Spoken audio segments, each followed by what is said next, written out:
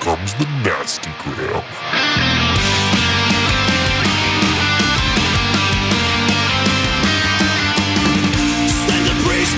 Welcome to the Nasty Gram RPG podcast. This is episode 1 of One Shot at a Monster. Forget it. Feeling it too hard is the poison to the heart of a cynic.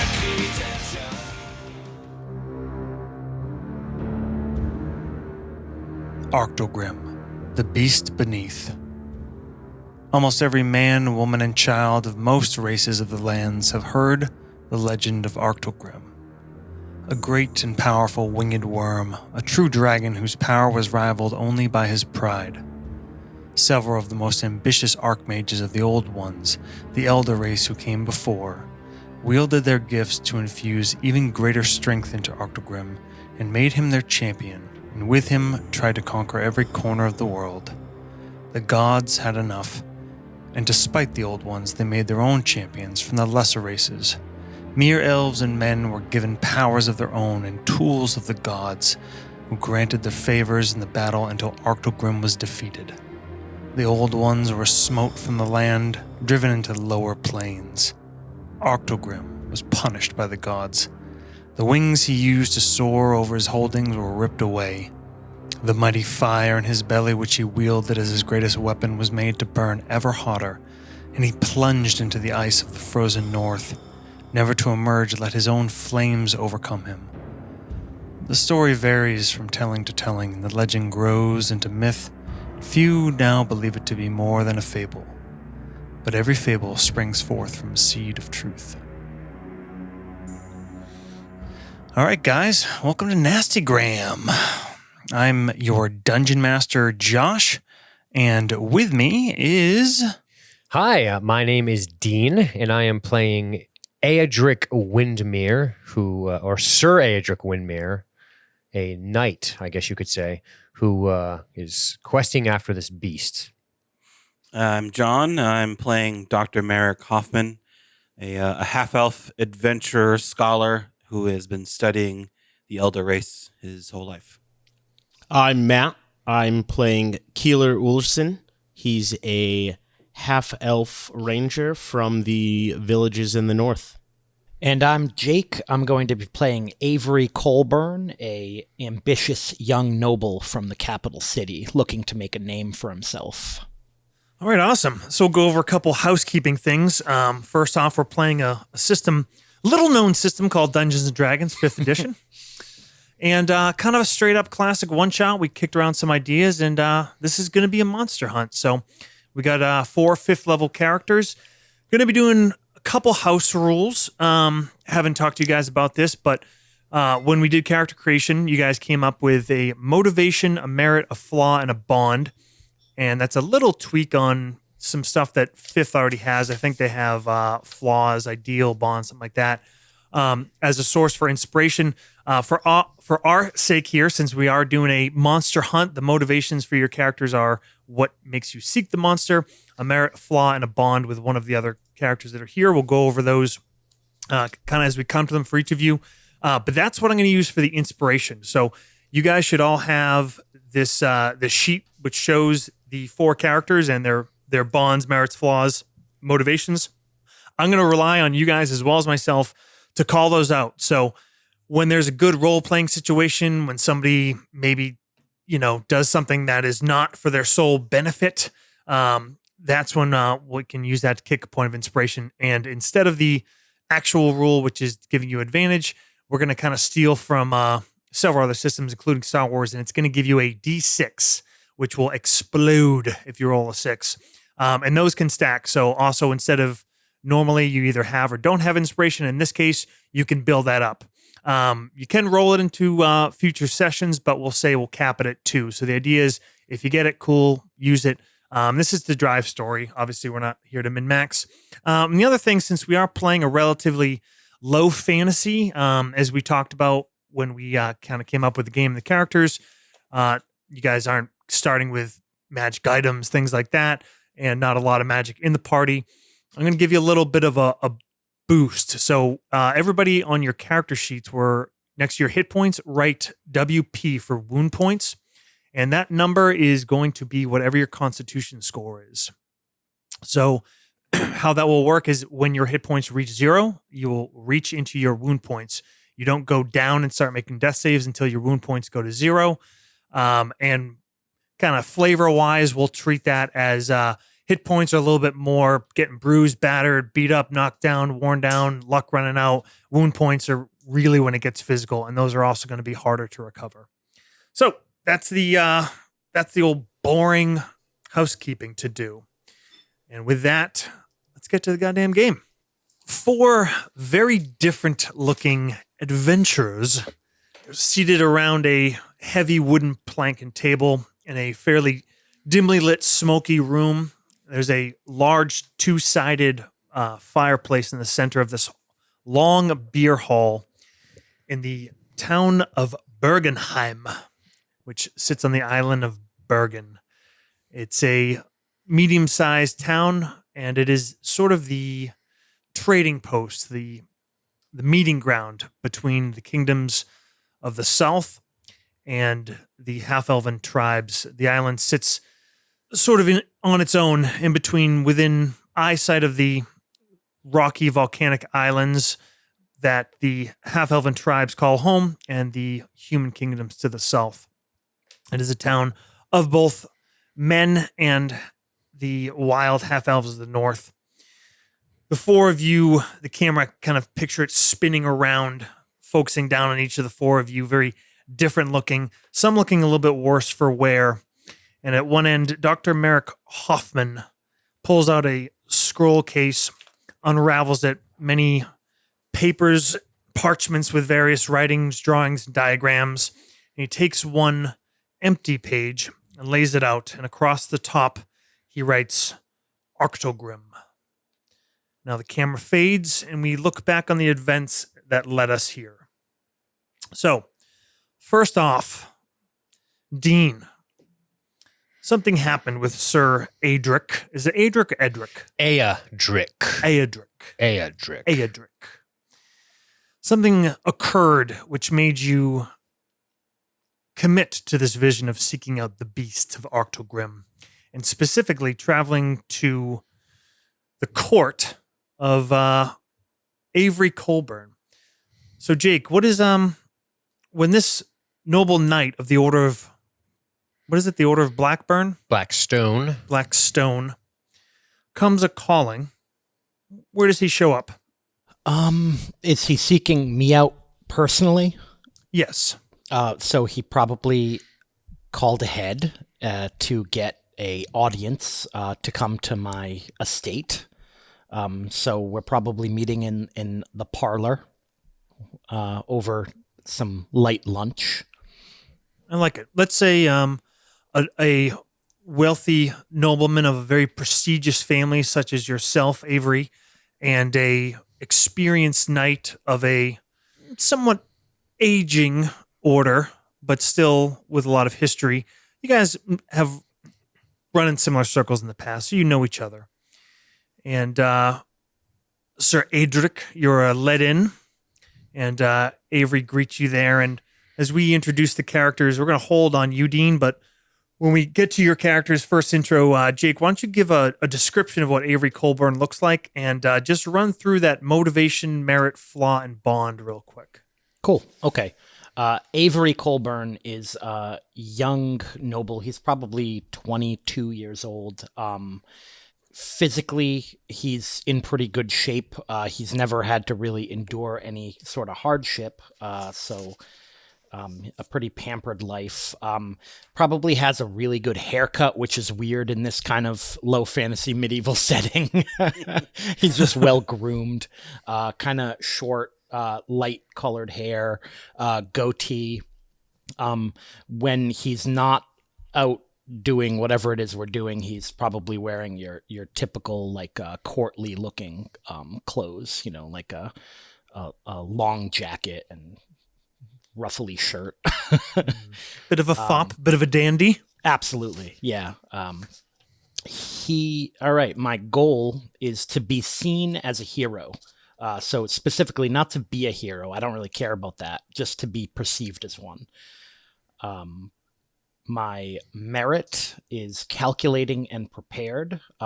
He's not going to go into this situation without putting the full resources of his family behind him. My flaw is culturally insensitive. So he thinks that his way is the best way and the only way, and isn't really going to pay a lot of attention to what other people are doing.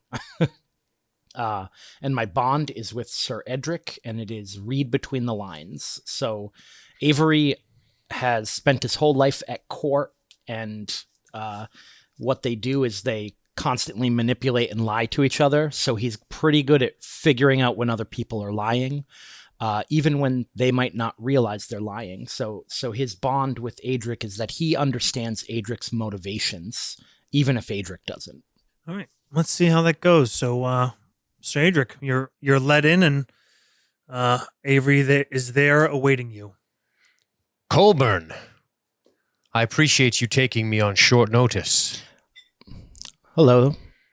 Adric walks in. He's wearing a, you would say like a surcoat with the Order of the Black Stone upon it, which is just a simple shielded in, like a shielded crest with a helmet in the middle of it.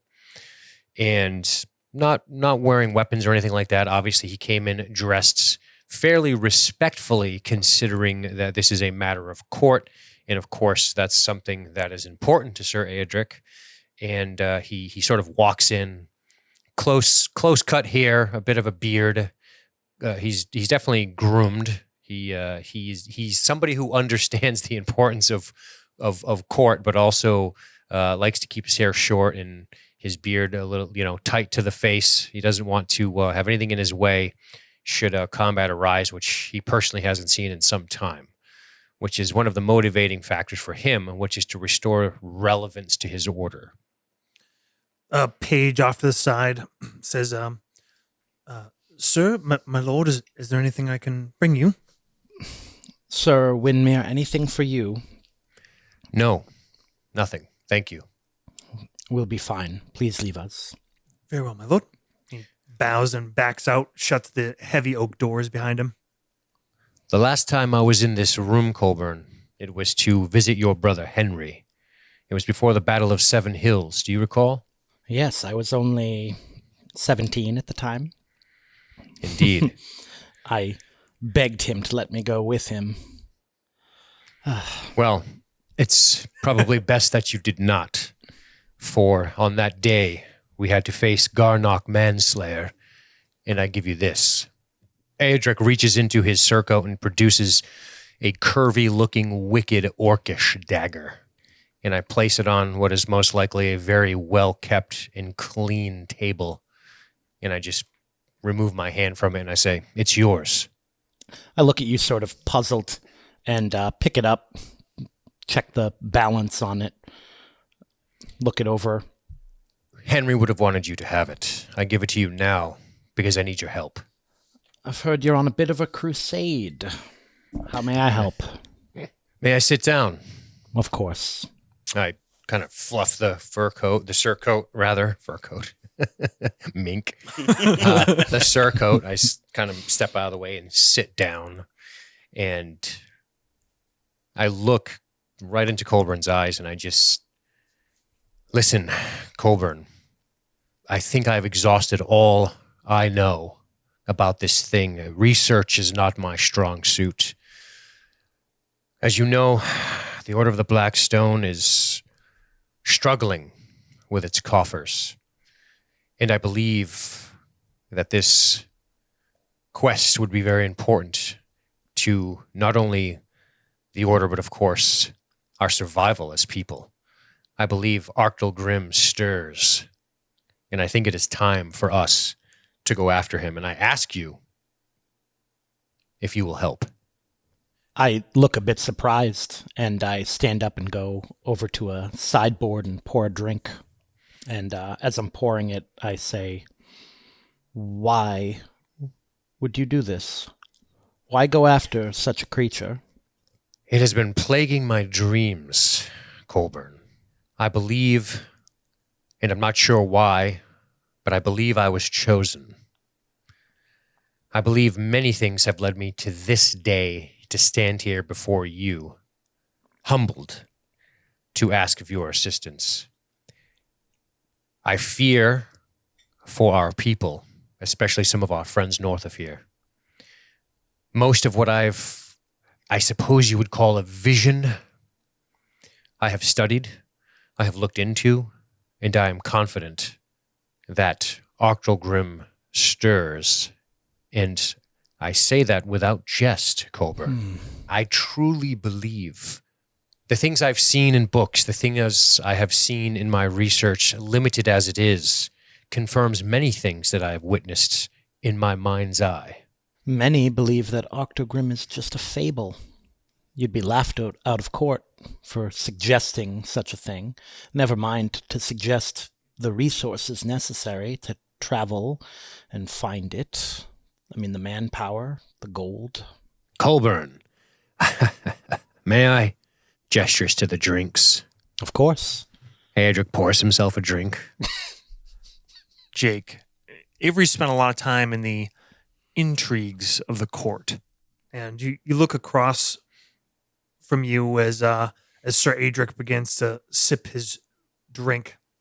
And you see what on the surface is very true. You see a well-respected, experienced knight, a veteran, a follower of a order with much history. The words he says all strike you as true, but you also get a sense that there's more to his motivations, maybe things he wouldn't even want to admit to himself, prideful things, perhaps. I put down the mug and I look at Colburn and I say, we both know that the resources to fund such an expedition would be but a drop in a very large lake. And I already have 1 foot out of the court. I will not live with 1 foot in the court and out of the court. If I'm to be laughed out of the court, Colburn, so be it. But right now, I'm halfway out of the court. 7 Hills is years ago. Henry perished years ago. We killed the orc years ago. And now we sit collecting dust. So perhaps you are correct. Perhaps I will be laughed out of the court. But at least I'll be laughed out of the court on terms of my own. Do you understand this? Be careful, Windmere. You speak like a man who has nothing to lose. You could be laughed out of the court, or they could make statues in your honor, sing songs about you long after you've gone. I'll consider it. That's all I ask. I put down the drink, half drank. Scene fades out, and as we come back in, we see a 2-masted brig bearing the name Frost Fox. Figurehead is a winter fox, its maw open towards the spray. The sea is choppy, whitecaps everywhere, gray sky as the ship sails on. Sir Adric is likely below, once again polishing his armor from the perpetual salt as you sail north. On the rail of the ship, Avery Colburn leans next to a man, or a Hoffman, who just emerged from below, Dr. Merrick Hoffman, who Avery has convinced in some way of exchange to come on board. So, John, why don't you give us our intro to Dr. Hoffman, and let's hear a little bit about how you came to this place. Give us a little expositionary dialogue. Oh, all right. So Dr. Merrick Hoffman is a half-elf, something that isn't uncommon, but tend to be looked down upon in polite society in the capital. He is a older half-elf in his 70s now, but it wouldn't, to a human, he would look like he's in his 30s. He has blonder hair, some gray poking out, a mess atop, and a mess of a beard below. He is wearing simple traveling clothes. He has tanned skin. Looks like he's been not accustomed to being out on the road and on the seas. Underneath his cloak, the most unusual part about his appearance, he has a scabbard, but rather than a sword in it, is a tathazine crystal.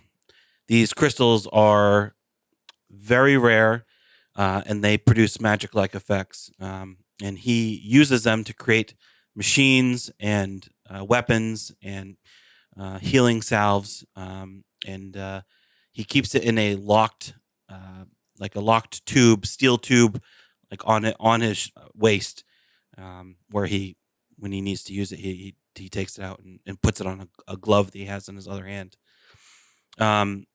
He has worked. He's been funded by Lord Avery Colburn before, and just recently, Lord Colburn came to Hoffman to help him on his and Windmere's quest to the north. All right. And your motivation, merit, flaw, bond? Sure. His motivation is to become widely known and respected scholar, specifically of the elder race. His merit is he's open-minded to new ideas and new ways of looking at the world. But his flaw is he will go beyond the norms when necessary. He will break laws if he has to, if he thinks it will produce a correct result. All right. Did you say your bond? And his bond is he's funded by Avery Colburn. Roger. All right. The hear a cry come down from what the hell do you call that thing? Top deck. The little thing up there? Crow's nest. Crow's nest. Call comes down from the crow's nest. Iceberg ahead! Starboard side! Hi! Tack to port! 10 degrees! I play violin. You hear the captain at the helm muttering about icebergs this early in the season. It is trending towards wintertime as you are heading north, but still in the fall season. And pretty routine. The skies are gray, but clear enough that it's spotted far off, and the ship slowly eases to port and creaks as the sails billow back, catching the wind. Dr. Hoffman, you walk over and see Avery leaning against the side. You've only left a day before, haven't had a tremendous amount of time to talk. The first day out was a little bit rough. Lord Colburn, I have to say, I thank you for bringing me on this trip. I was certainly surprised when you came calling after the last job we worked together on. Doctor, I turn and shake your hand. I'm wearing like a heavy fur coat. Mhm. I say, well, consider it a chance to redeem yourself after the last folly. Well, I hope to do so. The Arcturlgrim, what a interesting thing to go after. The stories of it, while may be laughed upon in the court, I believe there is some truth there. You do. You think the old paladin actually has some truth behind what he sees in his dreams. Maybe not the fire and brimstone and the gods coming back onto Earth, but it was, I think, created. Yes, the old ones, they had magic beyond what even the elves could do. These tathazine crystals that we wield, we are children playing with the toys of our adults, of our grandfathers, not knowing what they're possible of doing. To see this creature, well, just the thought of it, just the chance to have that happen, very interesting. If we are as children to them, then what does that make the Arcturlgrim? A pet? That is a good question. Why create a creature such as that in the stories? The terror it could wield? Why? And why is it still around? Or why is it back? I kind of pose a question. Perhaps for the same reason that some nobles at court choose to keep crazy wild animals. You know, there is a lord with tiger. He keeps Tiger? it in his chambers. From the jungles? That's Yes. ridiculous. The dangers. If that tiger was hungry, it could eat him in his sleep. Never mind the cost. That meat could feed a dozen families. Yes. As you guys stare out over the chopping waves, you see a little bit of a darker splotch of gray amongst the gray sky and gray whitecap waves. And as you are talking and move closer, you see what it is, which is a either barely surfaced or right under the surface plume of smoke and steam. Undoubtedly a underwater volcano, of which the north is so well known. This contrasting wild area of ice and cold, but also of fire and steam as you sail further on. Aedric emerges from below deck and approaches these two gentlemen. Still wearing a surcoat, not wearing his armor or anything like that. Got a weapon belt on, naturally. You've seen him bring all manner of weapon on board. He has a giant pike, very long. He's got a long sword, which he's always wearing. He also wears a dagger, shield, splint mail, etc. But right now, he's just in the surcoat with a sword. He doesn't want to drown because that would suck if he fell overboard. So, and I know how sometimes games on a boat go. So, Windmere walks over to, if you guys are at the bow or wherever you guys are, and just put my elbows on the wood and lean and look out. As Windmere is walking over, I say to Dr. Hoffman, I say, those with power often do things simply to show that they have power, like having a tiger or creating an Arcturlgrim. It is often just to show others what you're capable of. Are we discussing our quarry? Oh, Sir Windmere. Look over there, an active underwater volcano. Have you been this far north, Lord Colburn? I have not. It's very interesting. There are volcanoes even above ground. I've seen them spewing lava. It's quite interesting, the cold and the heat together. It's beautiful. Windmere, have you been to Bergen?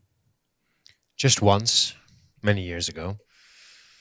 But I don't know much about this landscape, I'm afraid.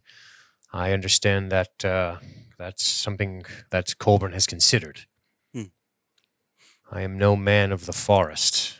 I'm a warrior first. But I trust Colburn here. I look towards him, hoping he knows how to navigate what we're going to be doing. Well, the wilds of the north, they have their dangers, no doubt. But the tribesmen, they can be helpful in navigating the wilds. I've been here a few times.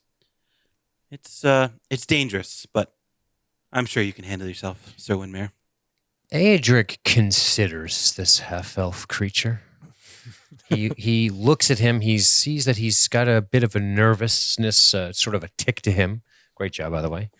And he's hoping he will not become a liability when blood and feces begin. Yeah, you think about the difficulty of even the slight frame, having to drag him a couple miles through his body through the snow and ice. Right. But I am also, and then on the flip side, when I gaze upon Hoffman, I think to myself, I being Windmere until you learn our voices, I think to myself, he's important to me because he is confirming things that I thought. I went to Colburn, now we're here. And some of that has to do with Hoffman. If it wasn't for Hoffman, I'm not sure I would have had the prestige enough, which has very much faded over the years, to convince a noble, a lord, to go on this quest. So Windmere is he can be quite self-absorbed. So he's not one of these like classic intolerant humans. I don't even consider that. I'm too busy in my own head, worried about fixing the things I need to fix. So I don't think of him as a puny, stupid elf or anything like that. But he's just a bookish kind of guy, which is weird to me. I'm not used to that kind of man outside of clerics and holy men who read. But there's something about him that is very fascinating to me because it makes me think there's something more to our connection, perhaps. I don't know. But the fact that he knows some things that I had a vision of makes him very intriguing to me, and I want to stay near him. And one of the things you notice about Dr. Hoffman is, though he is bookish, he wears glasses and he has tools, he has a tool bag and all that. He dresses appropriately for what he's doing. He looks like he's been adventuring. He's before. not a fish out of water, goofy Right. guy with like slippers on. Right. Like he has the sea legs and all that. Like, Okay. It's a weird dichotomy where you first met him, you probably thought, oh, I'm going to drag this guy through the woods. Right. But as he showed himself to be more apt to the duty of what's going on, you've felt more comfortable about it. And does Windmere know that Hoffman is somebody who has traveled quite a bit? Yeah, I mean, he's spoken about it. I'm That's sure fascinating The too. brief amount we've spoken. That's fascinating to Windmere in and of itself. Yeah. You think about the last words Dr. Hoffman said as you guys take a couple beats of quiet, looking out over the waves, and what he said about the dangers of the north as another call goes up for yet another iceberg. You hear the captain muttering about what a terrible winter may be coming. Camera will fade out again, and as we look back, the Frost Fox is now tied up along one of the longer piers of the town of Bergenheim. The island of Bergen, as you look out across it, is clear to you, Dr. Hoffman, that this is, of course, and perhaps not your first time here, but not this is an island of volcanic origin, but long since dormant. The main peak is still visible, but softened with age, and the cold but very fertile soils are covered with mostly pine, now half coated in white as it comes up the crest. The town itself sprawls along a semicircular bay, which in fact was, to your eyes, most likely the crater of yet another one of these ancient volcanoes. You see off to the northern side of the bay the shallower drafted, more, think Viking style longships, and even ocean canoes of the half-elven tribes. And here on the southern side of the bay are a couple big ships such as yours, and some fishing vessels sailed locally out of here of a much more southern style of the kingdoms. Sir Adric as well as Avery have already left. They went to do what those kind of people do and call upon the local lord, announce their presence here in his town, and you're supervising the last of the belongings being taken off the ship and just taking in the sights. And towards you comes marching a man. Matt, tell me about Kieler Ulrsen. Kieler Ulrsen is 5'9" from the village of Unvar, far in the north and the east. I, like all my village, have the same pigmentation as all of their other villages have their own hue. I am pale green, but not overly noticeable. If you put me next to anyone else, I would look slightly sickly. I wear a dark brown leather armor, stained with dark splotches, studded with a variety of scales and stones. There are also different shades of colors that change in the different kinds of light and darkness as I walk towards you. I have a heavy crossbow strapped to my back, a vest of fur, fur boots, a hand crossbow strapped to my side, as well as a hand axe. How about your motivation, merit, flaw, and bond? Yes. Motivation is to gain the power of the beast. The merit is an Arctic survivor. and my flaw is that I am dismissive of the strength of outsiders. And your bond? And my bond is with Dr. Merrick Hoffman. It's the Outsiders Oathbound. It stems from a prophecy several years ago that the Council of the Villages had that spoke of the Brethren returning at a time when we needed it. We expected it to be from the north for the elves to return to help fight and protect, but we haven't heard from them in several years now. And a half-elf coming up from the south isn't always a normal thing. We haven't seen one in a while.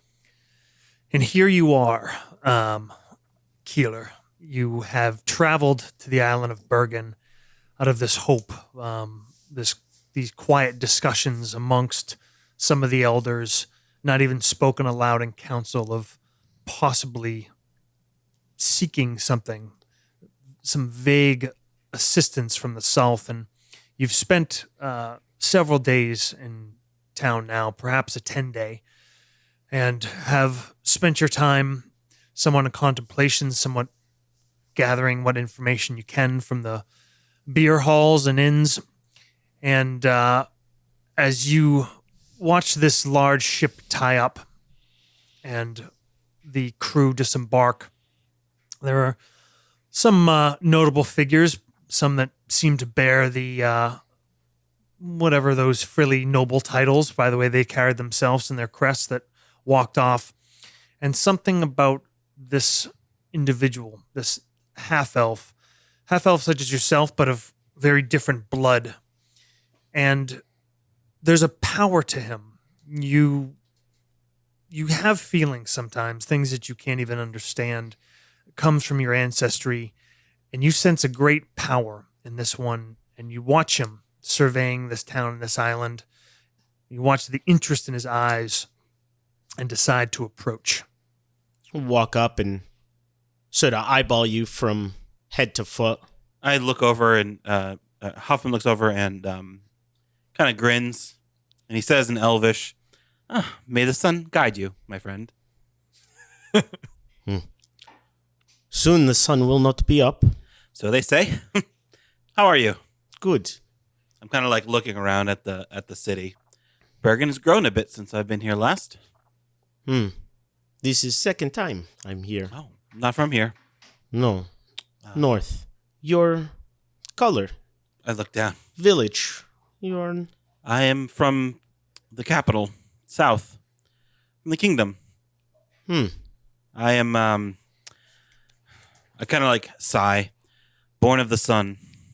You've heard stories, Matt, about another kind of elves, the elves of which your people descend from are to different races, either called the ice elves or the wild elves. And you've heard tale of elves to the south, the sun elves or the high elves, but you've never seen one. And you know you notice the commonalities of your mixed heritage with this one, but with a very different half. What brings you here? Well, discovery, adventure, money. How about you? Your second trip to Bergenheim. What brings you here? I apologize. I'm Dr. Merrick Hoffman. And you? Keeler Ulfson. I just want to put in like a metal riff every time he says that. Well met, Keeler. And you? I think you have different motivation, yes? Perhaps. I must admit I am curious at this whole adventure, this Arcturlgrim. Have you heard of that word? It is more than word here. It is beast. I nod. I smelled it on you. Matt, to hear an outsider say that word makes your hair stand on edge. How do you know? You're not from here? I have studied the ancient lore, the elder lore of what we have of it, what little information there is about the Arcturlgrim. my compatriots and I kind of waved down the road where the two guys with the frilly costumes walk down. We are here to see if it is true, if it exists, and if so, well, to study it, I suppose. As he's saying this to you, Matt, you just realize the wisdom of the elder, of the odds of you coming to this place in such a short window and men such as this showing up, and you are certain it is no coincidence. Good. I am here to be your guide. Oh, I didn't know Colburn already got the services of a guide. Great. That would be very useful. Colburn? Yes, Lord Colburn. He didn't... Yes. Did he call ahead? Call? Oh. I don't... Sent a... No. Oh. We get your shiny friends. Yes, I believe they'll be bowing and scraping to the local lord for a few more minutes, or a few more hours now. Perhaps a drink at the inn, my friend. You can tell me all about where you come from. Quite interested. All right, camera wipes quickly, and we break just a short time later. The two of you, Dr. Hoffman and Keeler, are walking through the streets of Bergenheim. Again, not a small town as far as these towns are concerned. A good amount of activity, as a key trading hub between these two very different places. But it is a remote and rough place. The streets are simple dirt streets, which means at this time of year, they are a mix between mud and frozen. Your boots crack through the frozen edges and mud splashes in between. A light flurry of snow is falling. It had rained earlier in the day, and it's now changing over. Walk along the streets, and it's heading towards dusk, chatting a bit. And ahead of you, coming towards you back down towards the port, are Sir Adric and Lord Colburn. Why don't we take this opportunity? We've already heard from you, but Dean, give us our formal intro to Sir Adric Windermere. Sure. So that means you want to know merits as such. Yeah. Sure. Yeah, jazz. Sure. So Sir Adric Windermere is, we're not talking class yet, but his merit is courage. Courage. And flaw, I just couldn't stop writing. I started with desperation. I wrote pride. I wrote envy. It's much easier. That's much easier than merits for me. Sounds like you got a good portion of the 7 deadly sins. That's what I was going by. His motivation, of course, I sort of teased, but it's to restore the relevance to the Order of the Black Stone. And something I was imagining was sort of the end of the samurai. Businessmen in top hats wearing Western clothes, while these old men of honor, and some maybe less so honorably, were walking around and being told that their katana blades were no longer needed. And I imagine that Windermere sort of is in this situation. So he wants to restore the Order of the Blackstone because he believes it's very important to the fabric of the society. It's not he wouldn't call it a moral panic, but he's concerned that, his god Karmakos is somebody who may or may not be being forgotten about in people's daily lives.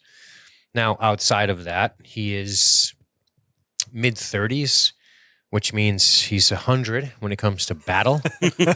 So he's been in some battles. He is somebody who conducts himself honorably. He knew Colburn's brother Henry, who was slain at the Battle of Seven Hills. And that was one of the last major conflicts with outsiders that the capital had to face. Now, he's seeing not just the Order of the Blackstone's relevance sort of slipping into the annals of history, but perhaps his own usefulness, which is very alarming to him. Although his merit is courage, he is envious of people like Colburn and of people who are still sort of spoken about with great reverence. I would imagine that where he comes from, it's gone are the romantic days of, look at it's an odor of the Blackstone. They just sort of like maybe put their head down and walk away. They don't know what to say. Not quite the guys coming home from Vietnam, that shit, but almost like what are you doing? Like, we don't even do this anymore. Do you understand?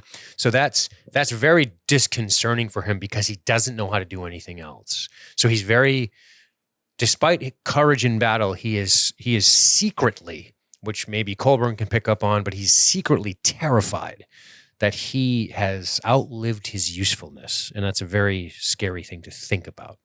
Nice. The Last Samurai. Basically. I would imagine the two of you, Sir Windmere and Lord Colburn, were actually a slight bit of a head-turning sight coming through the town of Bergenheim. Visitors from the south are nothing out of the ordinary. In fact, it's exactly what this place is all about. But tradesmen, craftsmen, fishermen, things like that, you both clearly are cut from a different stock, the way you carry yourselves, your arms and armor. So you did notice catching quite a few looks as you went to the Lord's Hall. He was out at the time. Actually, you were told that he was out on a whale hunt, but his steward was very pleased of your arrival and said that the Lord would be honored to meet with you both upon another time. But now you come across Dr. Hoffman with a strange individual, this outsider from the north, half-elven by blood, as you can tell in Matt's description, but clearly of a different stock. It's kind of funny to see the two of them standing there together as you approach, and you kind of stop, and you're on this small side street, the snow falling lightly, as the four of you now stand together for the first time. This outsider. Ooh. Lord Colburn, Sir Windmere. Let me introduce you to my friend here. This is Keeler Ullerson. He is a tribesman from, what did you say? Unvar, right? Saying that right? Yes. He will be our guide. I'm here to be Merrick Hoffman's guide. Yes. He says you are his party and you will follow. Well met, sir. My name is Sir Aedric Windmere. My traveling companion, we refer to him as Lord Colburn. Please, not a lord. My father is a lord. Just call me Avery. And your name was Kyle? Keeler. Keeler Ulrson. Yes. Keeler, why don't you show us where we can get a good glass of wine, and let's talk about whale hunting. What do you know about it? I put a arm on your shoulder and start walking. My Aedric's eyes dart around the town, considering the hilarity of wine and how it will not just exist here, probably. Just to get the juices flowing, there's been a lot of good examples, but Jake, go ahead and take a point of inspiration for your flaw, culturally insensitive. Matt, there is a good beer hall. It's more of the southern variety, but you think it's a place these fellows would be a little bit more comfortable in.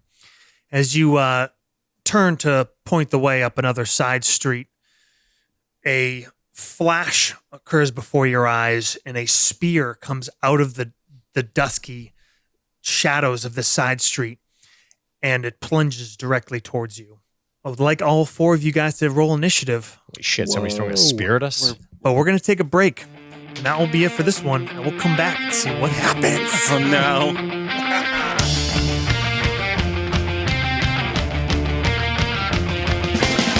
Thank you for listening to the Nasty Graham RPG podcast. Please, if you could, give us a rating, review on iTunes or whatever you use. Subscribe, tell your friends, spread the love. Check us out online at nastygrahampod.com. If you're on the Facebook, find us there at facebook.com/nastygram.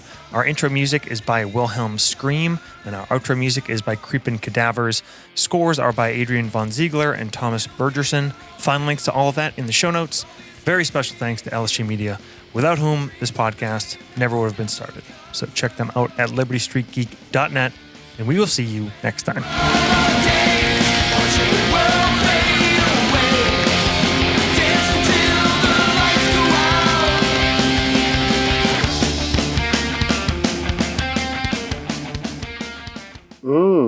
That's nasty.